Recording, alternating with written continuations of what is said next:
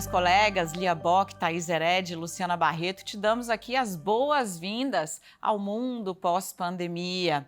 O ditado diz assim: diga-me com quem andas e eu te direi quem és. A nossa entrevistada de hoje vai além. Diga-me o que tu comes e eu te direi quem tu és.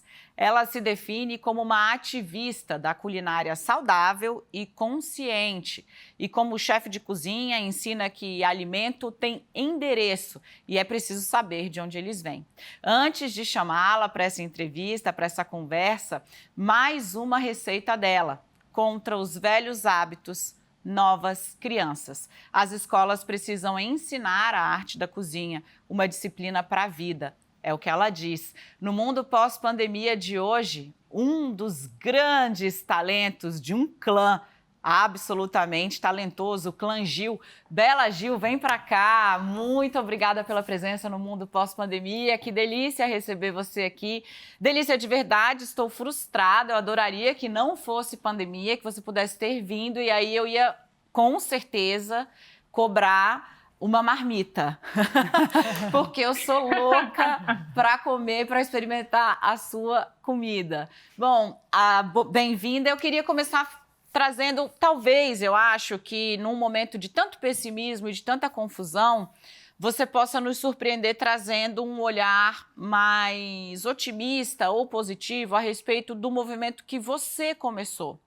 Lá atrás, quando eu acompanhava a Bela Gil pela TV, eu via que muito do que você falava e muito do que você trazia tinha uma aura meio mística, uma coisa meio diferentona demais, era tratado quase como se fosse uma coisa de brincadeira, entre aspas. Eu não conseguia encontrar a palavra correta. Mas hoje, o que você falava há anos, há muitos anos, é levado muito a sério e alguns dos maiores chefes do mundo, não só do Brasil, estão levando coisas muito parecidas com o que você fazia lá atrás para a televisão hoje. Você acha, Bela, que nos últimos anos, quando tanta gente está falando de degradação, quando tanta gente está falando que as pessoas se perderam, a sua cultura culinária ganhou espaço? As pessoas estão comendo melhor e estão mais preocupadas com o que estão comendo? Bom, obrigada, Dani, pelo convite. Muito bom estar aqui. Queria saudar também as meninas aí. E eu acho interessante a sua pergunta, porque realmente houve uma mudança do hábito alimentar do brasileiro. Eu acho que as pessoas estão, sim, buscando se alimentar melhor muito por causa do conhecimento, né, e da informação que está ganhando espaço. As pessoas estão tendo mais acesso à informação e ao conhecimento. Porém, por outro lado, não necessariamente a gente consegue colocar em prática tudo aquilo que a gente tem como informação, como conhecimento, o que é um grande problema. Isso hoje é a minha maior luta, né? Eu quero buscar o acesso, dar, né, o acesso à alimentação saudável para todos, a verdadeira democratização da alimentação saudável, porque é algo de direito do cidadão brasileiro, está na nossa Constituição, no artigo 6º, o direito pela alimentação adequada. Isso deveria ser um direito de todos. Então, eu acho que é muito importante que, pelo menos numa parcela da relação, isso que eu venho falando há anos, essa prática culinária, gastronômica, cultural, né, na nossa sociedade, vem se tornando algo mais corriqueiro, e não necessariamente aquele bicho de 7 cabeças que era logo que eu comecei a falar sobre o assunto. Então, acho que é importante uma parcela da sociedade, uma elite, né, um nicho, falar da alimentação saudável como uma forma de transformação e mudança de vida. Eu acho isso fundamental para estimular o diálogo, para estimular a transformação e fazer com que todos pensem a alimentação como essa ferramenta, essa poderosa ferramenta de transformação. Mas a gente precisa agora, o mais importante, é dar acesso a todos a essa alimentação que a gente tanto fala. Vai lá, Lu. Bela, você fala em alimentação saudável, no seu último livro, inclusive, você fala em simplicidade. E aí, lá no passado, pessoas muito pobres se alimentavam dessa maneira. Eu me lembro muito bem de comer casca de banana, farofa de casca de banana, ou comer broto de abóbora, ou comer, inclusive, também a semente da abóbora. E era muito nutritiva a alimentação. Em que momento a gente se perdeu que a alimentação da pessoa mais pobre passou a ser uma alimentação pobre também em nutriente e processada? Isso é muito bacana você ter falado. O broto de abóbora a gente chama de cambuquira, né? Maravilhoso, é muito gostoso. Infelizmente a gente perdeu essa cultura alimentar que hoje ganhou outro nome, né? Isso que você falou, a gente chama de punk, ganhou um nome, plantas alimentícias não convencionais, coisas que eram corriqueiras na nossa sociedade, que foi perdendo espaço no prato do brasileiro. E eu acho que isso se deu pelo fato da padronização da produção de alimentos, né? A gente instituiu uma agricultura super industrializada e padronizada. Então, o mundo se alimenta basicamente de quatro grandes monoculturas, né? Soja, milho, trigo, arroz, e isso fez com que a gente perdesse a diversidade do nosso prato. Foi uma consequência, né, da padronização da forma como a gente produz comida. Isso se refletiu no prato do brasileiro. Acho que do brasileiro e em muitos lugares do mundo, mas principalmente no Brasil. Então, eu busco muito a diversidade desde o campo. Eu acho que é primordial a gente incentivar a agricultura biodiversa, respeitando a biodiversidade e buscando uma diversidade alimentar ali no campo para isso se refletir no prato. Então, é mais do que a gente buscar alimentos saudáveis e tudo mais, a gente precisa diversificar a nossa alimentação. Isso é primordial, porque não tem um alimento que a gente consiga encontrar que tenha, fora o leite materno, que tenha tudo que a gente precisa. Então, nós, depois do desmame, a gente precisa de uma alimentação diversificada. A gente não vai encontrar uma pílula, uma cápsula, um alimento mágico que vá resolver todos os nossos problemas. Então, a diversidade é fundamental. A gente vê, assim, com esse retorno da alimentação um pouco mais saudável, a gente tem visto que, assim, a indústria não perde tempo e ela também corre atrás, né? Então, rapidamente, a gente viu embalagens, assim, contém ovos de galinha caipira, contém farinha integral, sem adição de açúcar. Rapidamente, isso estava em todos os lugares, dando a impressão, pelo menos, de que aqueles alimentos industrializados, hiperprocessados, são mais saudáveis. Eu queria saber se a indústria de fato está trabalhando para ter alimentos mais saudáveis ou é só o marketing que está trabalhando? Assim, como se defender um pouco dessas coisas que passam essa ideia de que são mais naturais, mas talvez não sejam tanto? É super interessante isso, porque realmente eu acho que eu não diria que a indústria, de forma generalizada, está mudando, mas eu vejo que algumas empresas têm buscado melhorar a sua formulação alimentícia pelo fato do público, né, tá demandando algo diferente. Então, eu acho que o poder do consumidor ele é muito grande. E a gente pode, com as nossas mudanças de hábitos alimentares, por exemplo, a gente consegue mudar a forma como a indústria produz comida. E é isso que está sendo refletido, né? A gente vive num país capitalista, onde o lucro, né, vale mais do que a própria vida. Então, obviamente, que essas empresas elas vão buscar aquilo que vende mais. E se o público, se a população, se o consumidor, ele está rejeitando agora os alimentos ultraprocessados, ou está tendo mais conhecimento sobre os impactos desses produtos na nossa alimentação, na nossa saúde e no meio ambiente, na sociedade como um todo, a indústria vai falar, opa, eu acho que a gente tem que buscar aqui um caminho alternativo. Eu não necessariamente acredito que seja puramente marketing. Eu acredito que é uma mudança genuína, porém como posso dizer, a intenção por trás não necessariamente é fazer o bem. A intenção ainda é vender mais. E para vender mais, eles têm que produzir o que a população pede. Oi, Bela, sobrou para mim falar de preço, né? Só porque eu falo de economia, sobrou para mim falar de preço. Mas não tem jeito, eu assumo esse desafio, porque estamos falando aqui de alimentação saudável, de alternativas, estamos falando de produtos orgânicos, que é uma coisa que você defende muito. Vou trazer aqui o lema que certamente vai crescer agora na pandemia, que é pense global, haja local, né? Dê valor a quem está produzindo perto de você. Ou seja, tem todo um ambiente aí que está propício para isso, mas não vamos ver, na hora de fazer a compra e levar para casa o que dá, a família brasileira, e aí eu não estou só falando das pessoas pobres, não, estou falando da classe média.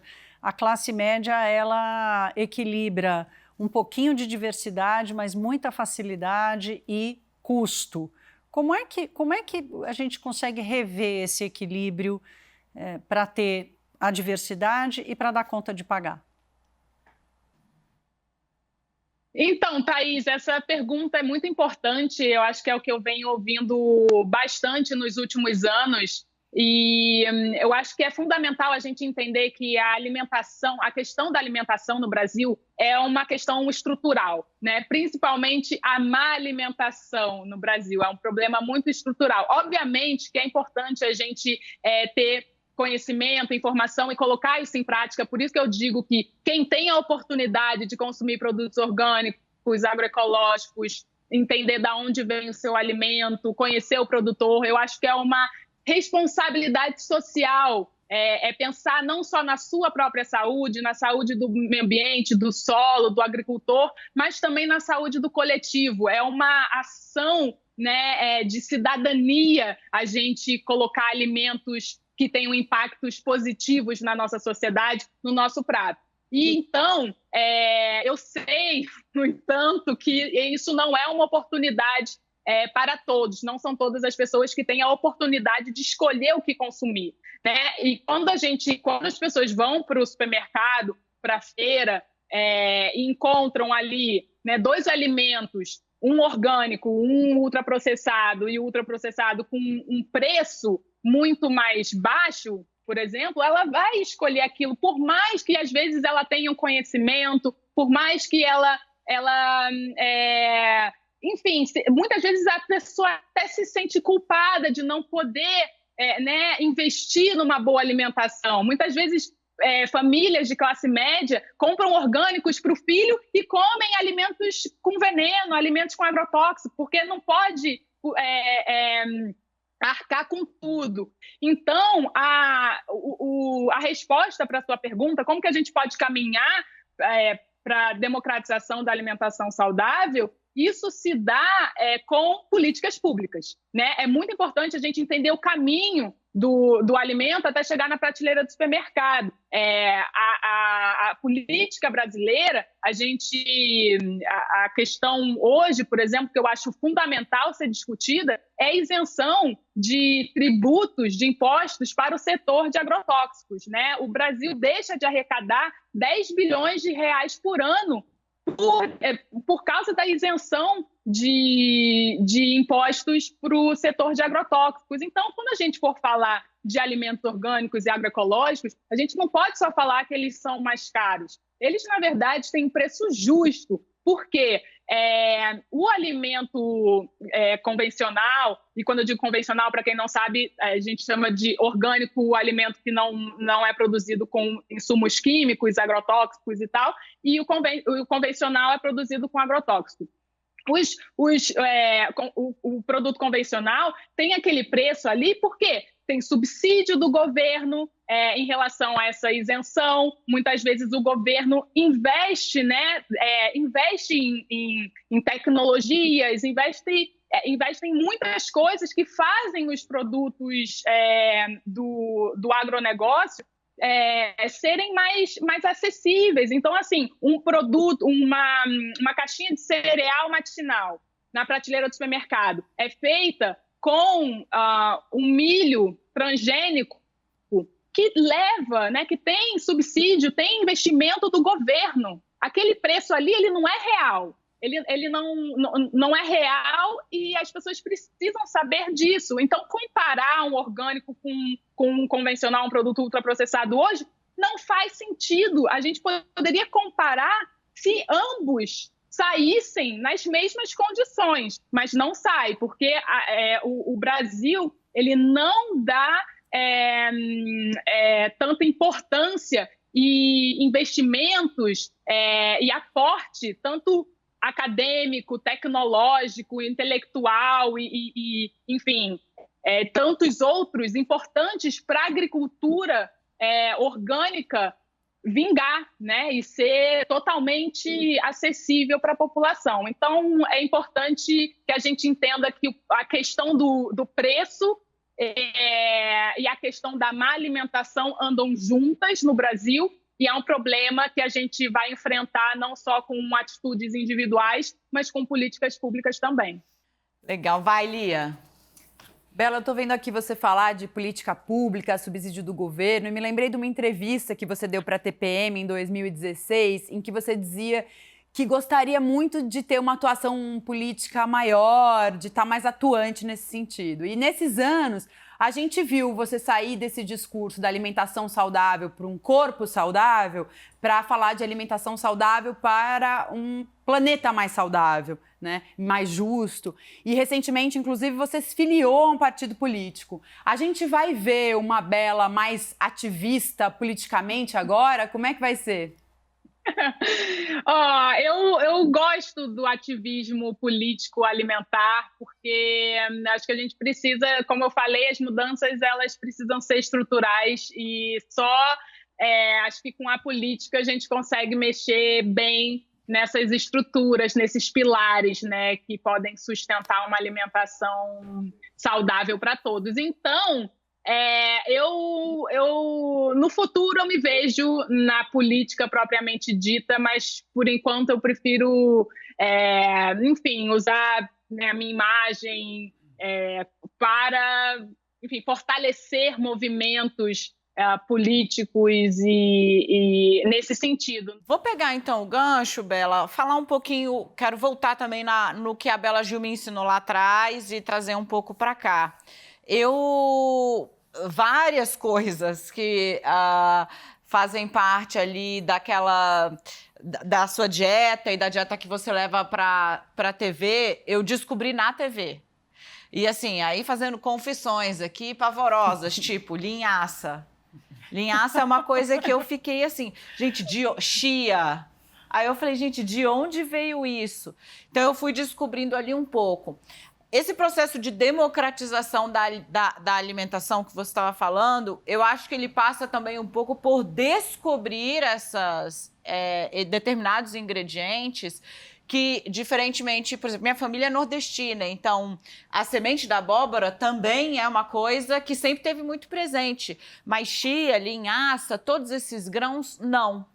E muito do que eu lembro de você falando na TV era assim, olha, não é difícil de achar como parece, busca na feira, tem o mercado e tal.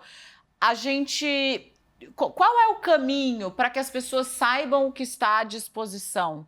Porque é isso, muita coisa a gente nem sequer sabe que está à disposição, ou mesmo vê e não sabe o que fazer com aquilo. Se é grão e não é gergelim, não sei do que se trata, entendeu?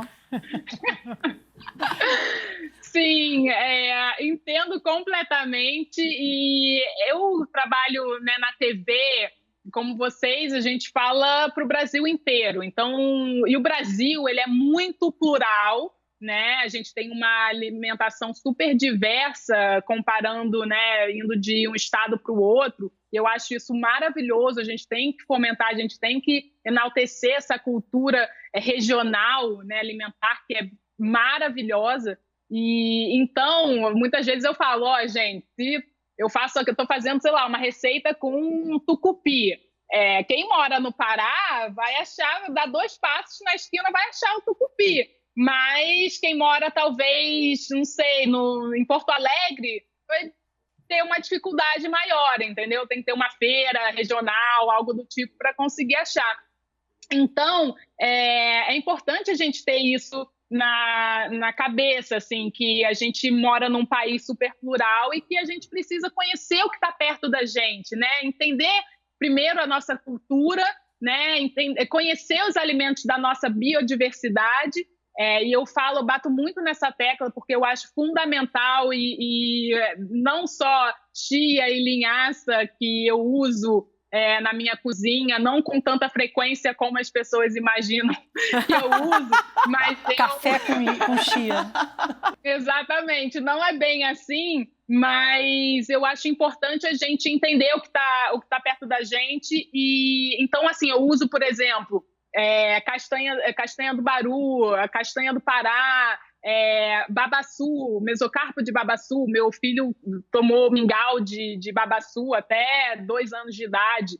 E as pessoas, talvez vocês não devam conhecer muito bem o que é babaçu, mas é um coquinho que tem muito na Amazônia. E falando sobre só emendando aqui, né, que eu acho um assunto essencial de falar, muitas pessoas, principalmente em centros urbanos, a gente aqui fala, poxa, mas como que eu posso ajudar na conservação da floresta? Como que eu posso ajudar os povos originários, indígenas, quilombolas, ribeirinhos a conquistarem não, mas permanecerem nos seus territórios e tudo mais? Como que eu posso ser mais ativista nesse sentido? E uma coisa simples que a gente pode fazer é consumir esses alimentos, consumindo, né, o açaí, a castanha do Pará, o babaçu, o cumaru, licuri já é mais da Bahia, mas enfim, consumindo esses alimentos, por exemplo, a gente consegue conservar a floresta, a gente consegue manter a floresta em pé. Por quê? Porque a gente vai estar apoiando aqueles extrativistas, né, coletores, a se manterem no território, né, não dar espaço enfim, produtores de soja que querem desmatar ali para produzir soja ou pasto, por exemplo, e com isso a gente consegue manter a floresta em pé. Então, é fundamental que a gente tenha uma alimentação mais biodiversa, né?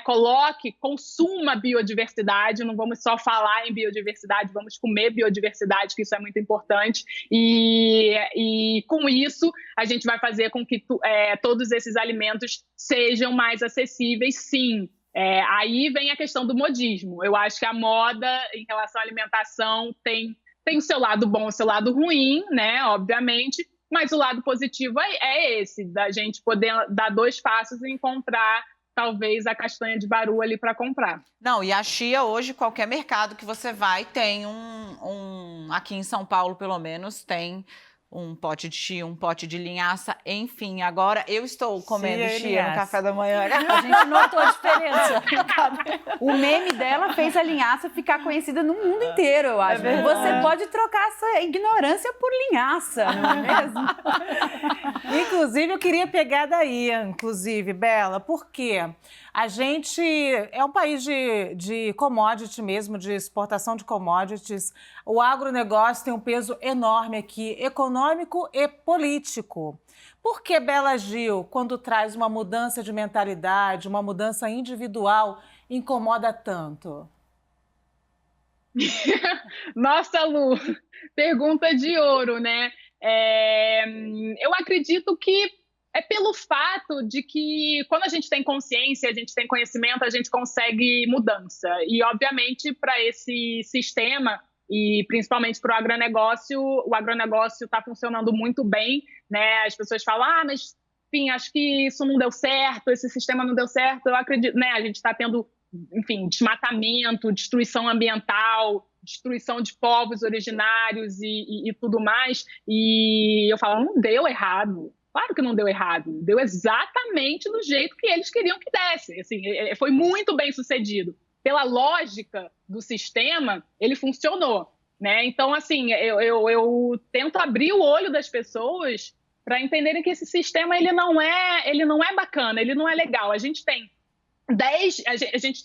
comida, hoje o mundo produz comida para alimentar 10 bilhões de pessoas. A gente ainda não chegou nem a 8 bilhões de pessoas como população mundial. Ou seja, a gente tem uma produção excedente, de alimentos. E a gente ainda tem 800 milhões de pessoas passando fome no mundo, né? Isso é um dado da FAO. E por que isso acontece? Né? Porque a fome, a pobreza, ela gera lucro, sabe? Ela é desejada por uma pequeniníssima parcela de pessoas superpoderosas que lucram com isso. Porque uma pessoa com fome, ela vai aceitar qualquer trabalho, ela vai aceitar qualquer comida, ela vai aceitar qualquer coisa, porque passar fome não é brincadeira. Ninguém quer passar fome. Então, a pessoa vai ser super explorada, ela vai aceitar qualquer tipo de trabalho. E isso faz com que poucos consigam acumular o seu capital e por aí vai. Então, é triste a gente celebrar, né, a gente se gabar de que o Brasil é o celeiro do mundo e a gente, enfim, exporta 70% da soja que é produzida no Brasil vai parar na China para alimentar os suínos lá, e a gente acha isso muito maravilhoso e comemora as safras e mais safras desses produtos. E a gente não tem uma segurança alimentar no Brasil. A gente consegue alimentar o mundo, mas não consegue alimentar o povo brasileiro. Há mais de 10 anos a gente está importando feijão da Argentina. Então, eu acho que essa política do agronegócio, de fomentar somente essa exportação através da especulação, né, financeira, porque esse também é um outro problema, é muito triste, porque gera riqueza para poucos, mas fome e pobreza para o povo brasileiro. Então, a gente precisa mudar, a gente precisa fortalecer a agricultura familiar, a agricultura local, e com isso a gente consegue levar a comida para a mesa de todas as pessoas. Então, há uma lógica, né, no agronegócio que ela é muito perversa. A minha provocação para você é sobre alianças. Com quem a gente se alia? Com quem você se alia? Quem são as suas alianças para você espalhar teus recados e fazer teus convites? Porque em tempos de rede social, né, de tanta polarização, que alianças são essas? Que forças elas têm? Então, a política pode ser uma aliada, mas eu não tenho confiança ainda de entrar na política, porque eu não sinto firmeza, eu estou meio desacreditada dessa política, então não sei, eu vou dar um tempo. Mas em relação aos outros tipos de aliança, que tem muitas vezes, né, conotação política e tudo mais, mas eu acho super importante, porque a gente não faz nenhuma mudança, né, sozinha, e eu acho que é muito importante a gente ouvir as bases, né? Então, eu ouço muito, sou muito companheira do movimento dos trabalhadores rurais sem terra, né, o MST, que inclusive agora está conseguindo colocar arroz na mesa de muitos brasileiros a um preço muito justo. Então, é um movimento que eu admiro, que eu gosto bastante, que está trazendo a agroecologia para o campo, isso é fundamental. Eu gosto muito do Slow Food, que é um movimento que começou na Itália, que preza pela comida boa, limpa e justa. Eu, inclusive, fiz o meu mestrado na Faculdade de Ciências Gastronômicas, que é relacionado ao Slow Food na Itália, em 2018. Eu gosto... E movimentos menores. Eu sou vice-presidente do Instituto Brasil Orgânico, um instituto criado no ano passado, que o presidente é Rogério Dias, agrônomo, trabalhou muitos anos no Ministério da Agricultura. E então, eu acho que fazer essas alianças e ter pessoas que possam, né, nos ajudar. O Greenpeace também é um movimento que eu gosto muito, estou sempre com eles. Enfim, agora eu devo ter esquecido de vários outros que daqui a pouco vão me mandar. Você esqueceu de falar da gente. Tudo bem, gente. Mas o que acontece é que eu acho importante e fazem um trabalho muito bacana. E o importante é porque o que acontece? Como a gente está aqui, né, na linha de frente, colocando cara a tapa, e eu tenho certeza que daqui, né, depois dessa aparição, serei criticada por uma grande parcela principalmente do agronegócio e tudo mais, que já é algo que acontece na minha vida há muito tempo. E ter essas pessoas ao lado só fortalece, né? A gente fala, porque muitas vezes a gente fala, opa, então será que eu realmente estou fazendo alguma coisa errada? A gente começa a se questionar, né? E ter essa fortaleza ao nosso lado é muito importante, tanto para o equilíbrio pessoal, como para a gente fortalecer o movimento e criar mudanças estruturantes. Bela, você falou aí das críticas do agro, que já são recorrentes, enfim. Bom, tá no sangue da sua família um pouco essa coisa da resistência e essa coisa do hater. Na segunda geração, eu diria, do seu pai, você, sua irmã, a Preta, cada uma ao seu modo, travaram batalhas públicas, né? De muita exposição e sempre bastante enfrentamento. Como é que você lida com essa questão da crítica? Primeiro, porque a crítica ela vem travestida de várias formas, né? A gente tratou aqui com um pouco de humor, mas num primeiro momento você foi acusada de ser elitista, porque estava trazendo ali uma ideia de alimentação pouco acessível. Você explicou aqui porque ela é pouco acessível, mas mesmo tratando da coisa de buscando na base, de comprar do produtor que está lá na ponta, sem atravessador nenhum, essa foi uma das acusações que foi feita, por exemplo. Como é que se lida com o hater? Como é que se lida com esse tipo de oposição? Porque ela está tanto num pensamento que está disseminado, então não necessariamente uma pessoa que politicamente se vê aliada ao agro, faz a crítica porque ela acha que é inacessível, porque ela acha que é besteira, ela ainda não chegou ali. E tem a crítica estruturada, que é montada, um grupo importante, é o grupo que sustenta o crescimento, o PIB do Brasil há muito tempo. Como é que você lida com isso, com a crítica?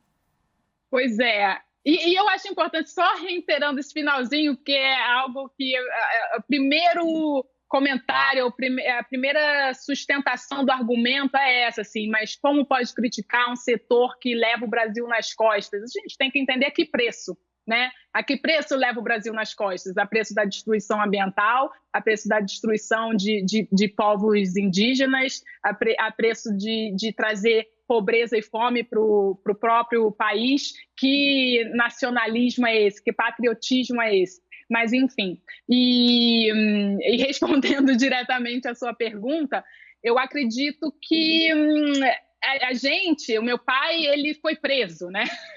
Ele foi preso, foi exilado.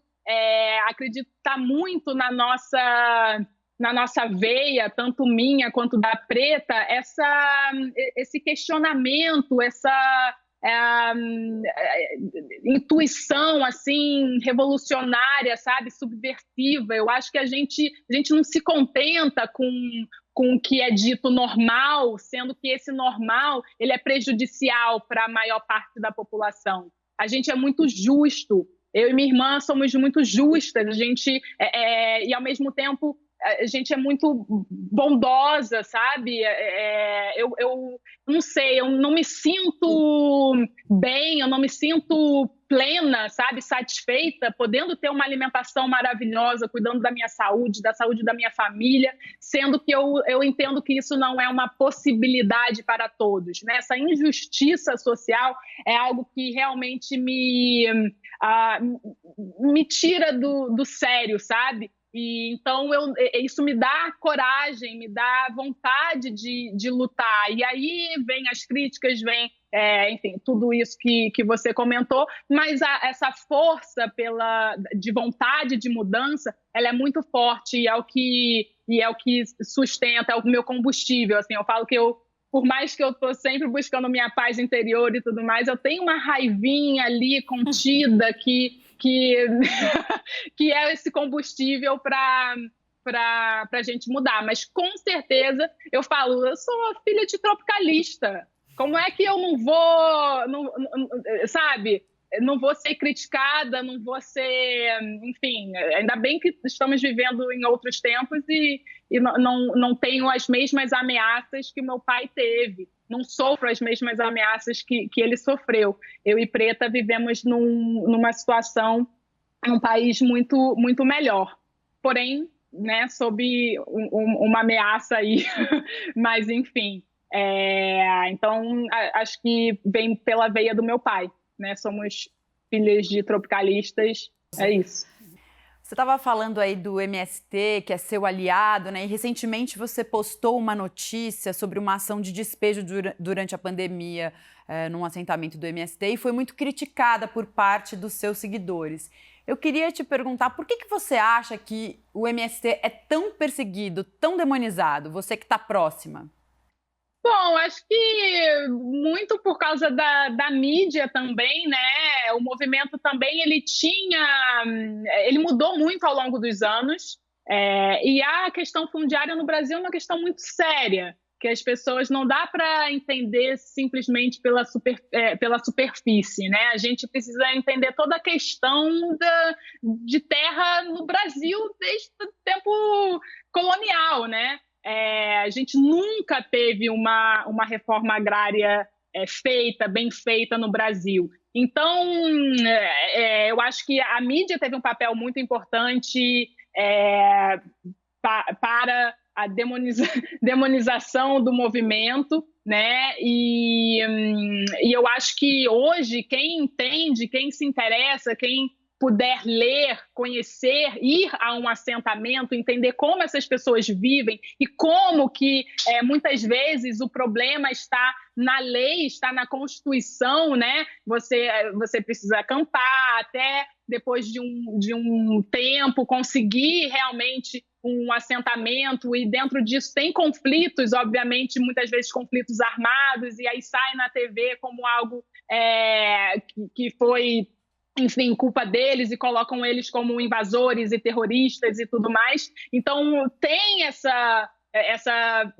enfim, percepção errada, e eu acho que vale muito a pena as pessoas conhecerem os trabalhos, né, os assentamentos. Eu, por exemplo, já fui 2 vezes a um assentamento no Paraná, maravilhoso, um assentamento totalmente 100% agroecológico, inclusive onde tem a Escola Latino-Americana de Agroecologia. Eles produzem muito e produzem comida, não só de subsistência, mas também para os hospitais da região, para as escolas da região. É um trabalho assim maravilhoso. E hoje a gente está vendo, por exemplo, se não fosse o MST produzindo o seu arroz agroecológico, que é a maior produção de arroz da América Latina, muitas pessoas não poderiam ter arroz na sua mesa por causa do preço, né? Eles mantiveram um preço justo. Então, eu acho que vale a pena a gente entender melhor a história, a gente entender as questões, entender as dificuldades do movimento e por que isso muitas vezes é distorcido na mídia. Bela, eu quero te ouvir sobre tornar-se negra. Nos últimos séculos, as mulheres negras estiveram na cozinha do Brasil, né? Os saberes da cozinha são saberes de mulheres negras. No entanto, o glamour dos chefes de cozinha nos leva, pelo menos, a homens brancos, muitas vezes com sotaque estrangeiro. E aí eu queria te ouvir sobre isso e sobre o seu processo de se tornar negra também. Você é uma chefe, recentemente se reconheceu como uma mulher negra e teve todo o seu processo, eu li, de entender também o quanto você tem sofrido na sua história, mas não no entendimento do racismo. Quero te ouvir isso que mulheres negras já nos trazem há tanto tempo na cozinha e que vem sofrendo claramente, especialmente na televisão. Nossa, Lu, obrigada por essa pergunta. É uma pergunta que, na verdade, me toca muito e eu não sei se eu, digamos assim, estou 100% preparada para responder de uma maneira muito clara, porque esse processo de identidade, né, de raça, foi algo muito chocante para mim. Eu sou filha de pai negro e mãe branca, e por ter nascido, né, numa família privilegiada, numa situação, numa classe social privilegiada e tudo mais, eu acho que eu não sentia tanto preconceito, né, digamos assim, e isso me fez me reconhecer muito mais como não negra, não necessariamente branca, porque eu falava, não sou branca também, porque meu pai é negro, mas eu não sou negra porque minha mãe é branca, e eu não me sentia no direito, era muito, muito profundo, assim, eu não me sentia no direito de me intitular uma mulher negra, porque eu não me sentia tão prejudicada pela cor da minha pele. E aí, em um dado momento, conversando com pessoas do movimento negro e com outras mulheres e perguntando, mas peraí, você me reconhece como uma mulher negra e tal? Eu me senti segura e me senti acolhida pelo movimento, porque falavam, não, Bela, é muito importante que você esteja também, se reconheça negra, porque você é uma pessoa incrível e bem-sucedida e tal, e pode ser uma forma de representatividade, né, assim, para outras mulheres e adolescentes e crianças, é importante isso. E eu, nossa, mas muito obrigada, me senti realmente acolhida. Então, depois dessa digamos assim, permissão, né, eu me senti confortável em me identificar como uma mulher negra. E aí eu fui pensando em várias coisas que aconteceram na minha vida que eu não relacionava à cor da minha pele, e eu pensei, nossa, eu acho que se isso fosse com um homem branco, ou até mesmo com uma mulher branca, não teria dado tanto problema.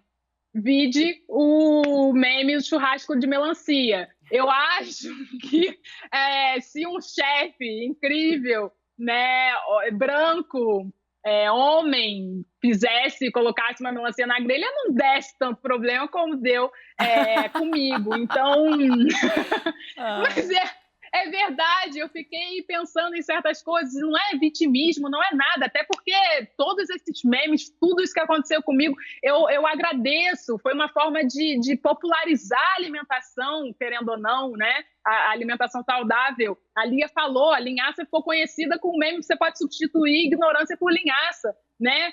Você só pode substituir políticos, na época, enfim, de impeachment e tudo mais, tinha, né, nomes de políticos por linhaça, por inhame, por cúrcuma e por aí vai. Então, não é por isso. Não tenho nenhum ressentimento com isso, mas realmente me fez refletir. Um processo de autogenerosidade, né, que você teve com você mesmo, que afinal de contas é você se permitir. Eu quero falar sobre generosidade, e aí pensando no contexto da pandemia, né? No primeiro momento, e acho que o programa que nós fizemos aqui, Luciana e Lia já são parte da segunda turma, eu e Daniela estamos aqui desde o começo do programa, parece que o programa nos permitiu, né, Dani, acompanhar o processo ali dos movimentos que apareceram durante a pandemia, e o movimento da generosidade / solidariedade cresceu muito. O que você achou desse movimento da generosidade / solidariedade e o que você acredita que vai permanecer no pós-pandemia? Eu acho muito lindo e muito importante, eu acho que faz a gente acreditar num outro Brasil, né? A gente generaliza muito o Brasil e acho que existem muitos Brasis dentro de um Brasil só, como existem muitos humanos dentro da raça humana, né?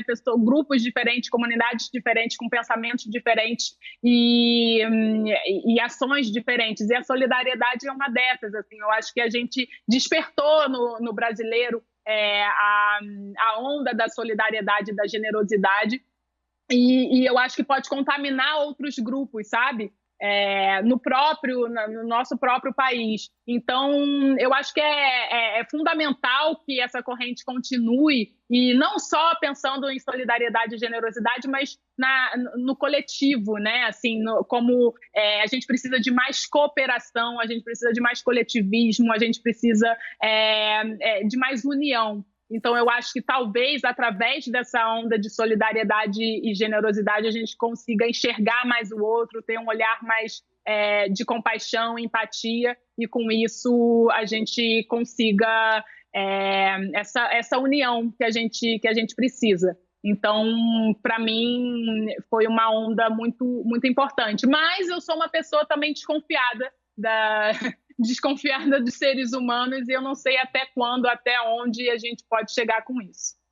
Eu li numa entrevista que você deu recentemente que um dos maiores desafios da quarentena para você foi ficar 24 horas com as crianças e se desapegar um pouco da perfeição. Bom, eu tenho 4 filhos e o meu enteado experimentei sentimentos muito profundos, né? De ódio, desespero, solidão. Eu queria que você contasse pra gente o que você acha que a gente vai tirar, nós, pais e mães, de lição desse tempo confinado, dessa quarentena. Pois é, foi intenso, principalmente no começo aqui também, mas eu ainda bem entendi que era o momento de eu colher os frutos de toda a educação que eu dei para eles, educação mesmo, enfim, intelectual, mas alimentar e tudo mais, do meu estilo de vida, que eu falei, então é dormir 1h da manhã, 2h da manhã vendo TV? Então vai dormir tarde, vamos dormir com a louça na pia, vamos fazer a cama às 3h da tarde. E a gente passou um tempo assim. Obviamente que chega um momento que eu falei, não, peraí, vamos voltar um pouco ao normal, porque eu já não estou mais aguentando. Mas essa flexibilidade foi fundamental para eu não pirar.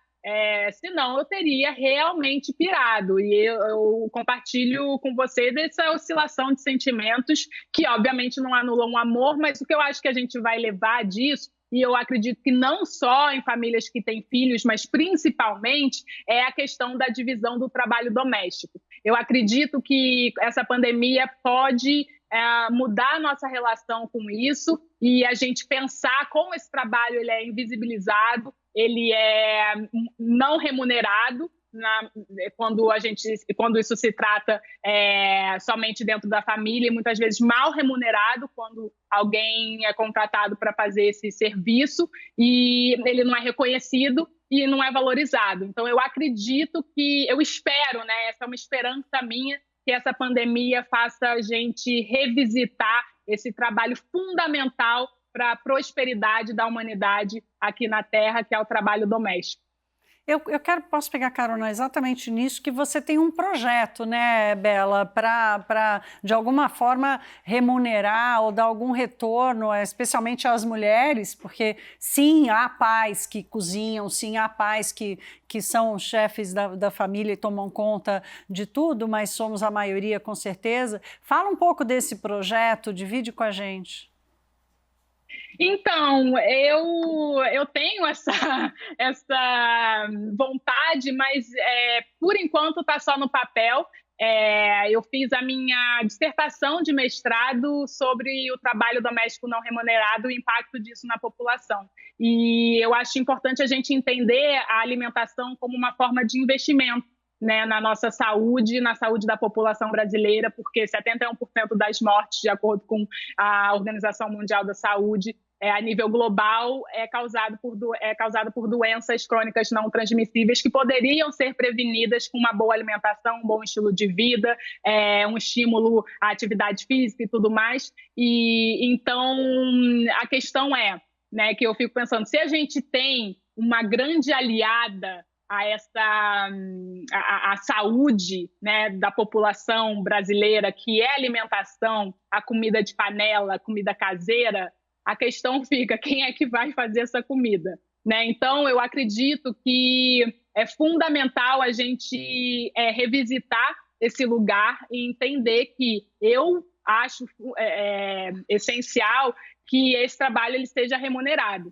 Né? A mulher que fica em casa cuidando do filho, cuidando da casa, limpando e tudo mais, que faz essa engrenagem, né, funcionar, ela precisa ser remunerada, porque ela está produzindo e reproduzindo o maior bem do capitalismo, que é a força de trabalho, a futura força de trabalho. Né? A criança ela chega na escola alimentada, ela chega na escola com a roupa enfim, passada e limpa e tomada banho, porque alguém fez esse trabalho. E essa criança, no futuro, ela vai virar um trabalhador. Então, quem vai lucrar com isso é o próprio sistema. Então, ele precisa remunerar a pessoa que fez esse trabalho. Na maior parte dos casos, as mulheres. Mas eu acho que deve ser algo universal. também. Então, é um assunto bem, bem extenso, bem complexo, que a gente, enfim, eu adoraria conversar mais sobre isso com vocês, porque é algo que realmente mexe muito comigo. Inclusive, culminou no meu, não necessariamente sobre o trabalho doméstico não remunerado, mas o trabalho do cuidar foi essencial para o meu último livro, que eu lancei, que eu acho que a Lu comentou, que chama Simplesmente Bela, que faz com que as pessoas deem mais prioridade ao simples fato, né, da gente viver, o que a gente precisa, o que é essencial para a nossa vida, né, para a gente sobreviver, para a gente viver bem. Que ele é dividido em 4 pilares, que é o nutrir, então tem receitas de comidas maravilhosas, simples, fáceis também, práticas, e limpar, ou seja, produtos de limpeza da casa que você pode fazer, o curar, que são remedinhos, receitinhas antigas, ancestrais, receitas da vovó e tudo mais, para problemas, por exemplo, indigestão, coisas do tipo, e o cuidar, que são receitas para o cuidado com o nosso corpo, né, cosméticos naturais, creme, pasta de dente, desodorante, por aí vai. Então, por que não tirar um pouquinho do nosso tempo para pensar nisso? Se não for você que vai fazer tudo isso, entender a importância de quem vai fazer e valorizar esse trabalho. Eu não acho que todo mundo tem que fazer esse trabalho 100%, não é todo mundo tem que cozinhar, mas pelo menos quem cozinha precisa ser reconhecida, valorizada. Então, eu acho que é uma reflexão para a gente entender a simplicidade da vida, o que a gente realmente precisa para viver. Tá joia. Gente, nós temos uma surpresa para a nossa entrevistada de hoje, Bela. Deixaram um recadinho para você quando souberam que você viria aqui conversar com a gente no mundo pós-pandemia. Bela, minha querida filha, engajada que vem, está nesse trabalho de convencimento, de conscientização a respeito das necessidades de cuidar, de nos cuidarmos, de cuidarmos do nosso meio ambiente, enfim, do nosso sustento, cuidar da nossa saúde, cuidar de tudo isso. Esse engajamento é uma coisa maravilhosa. Um pouco disso é herdado. Um pouco disso é vindo da casa, da família, do pai, da mãe, do modo de educar que a gente teve, resultante de tudo isso. Mas muito também é do impulso próprio, pessoal, do seu entusiasmo, enfim, do seu gosto, desse seu sonho de uma humanidade mais equilibrada, mais feliz, e tudo mais. Eu só tenho orgulho de você, minha querida. Ai! Todo mundo ficou emocionado aqui. Eu vou ter que encurtar, inclusive, o agradecimento a todo mundo com cara de chorar. Bela, obrigada. Imagina, foi um prazer enorme receber você aqui. Que leveza que você tem para tratar de tudo, inclusive do que pareceu tropeço. Eu queria muito falar do churrasco de melancia, ele foi um marco na minha vida. Você é um presentaço para quem está conversando com você, te assistindo, e eu tenho fé que um dia ainda vou conseguir uma marmita da sua comida. Capricha na linhaça. Na chia, por favor. Com certeza, será um grande prazer. Muito obrigada a todas vocês. Foi enriquecedor, é sempre bom trocar. Fico muito feliz. Obrigada mesmo. E essa surpresa, nem sei dizer. Não precisa falar, a gente viu nos seus olhos. Tchau, Bela. Obrigada. Até a próxima. Tchau, Bela. Tchau. Tchau, Bela. E tem mais um recadinho do mestre Gilberto Gil, dessa vez uma mensagem pra gente aqui da CNN, dá uma olhada. Estou assíduo na audiência aqui dessa estação que chegou bem bonita no Brasil, a CNN Brasil. Dê um abraço a todos que fazem a CNN aí. Gosto muito, aprecio muito. Que delícia. Que coisa, hein? E agora, com esse Presentão Buda? para nós todos, não foi só para Bela. Sob as bênçãos de Gilberto Gil, a gente informa que este foi o último programa do Mundo Pós-Pandemia. Durante esses meses todos, eu, as minhas colegas, nós embarcamos de cabeça aqui nesse projeto de falar de peito aberto para você que está em casa, um pouquinho nesse momento de tanta confusão, de tanto desarranjo. Todas nós aqui fomos nos descobrindo um pouquinho mais sobre o mundo que a gente está vivendo, sobre a situação que a gente está enfrentando aqui nesse programa, com a ajuda dos nossos entrevistados. E eu tenho certeza que saímos todas muito fortalecidas desse projeto. A gente agora sabe, né, que tem uma coisa que termina, mas é óbvio que um programa que deu tanta alegria para a gente, principalmente, e espero que para você que nos acompanhou aí de casa, vai continuar com nome novo, tadã, e novas integrantes. Você tem que ficar ligado. Na próxima sexta-feira, vem aí o CNN Nosso Mundo. E aí eu vou me despedir aqui de vocês, porque vou entrar num trabalho também bastante meritório, tem eleição esse ano e eu vou me dedicar bastante a isso, mas vou deixar uma rainha aqui. É ela quem vai tocar essa nova fase.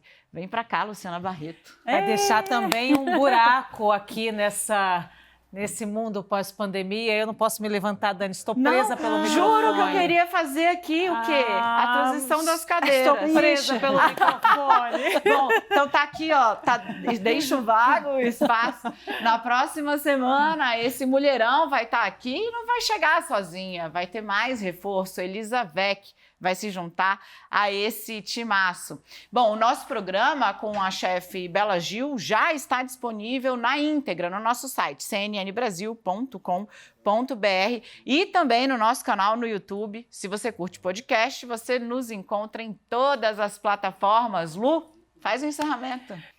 Esta é a CNN, inconfundível. Você é a nossa rainha. Ah.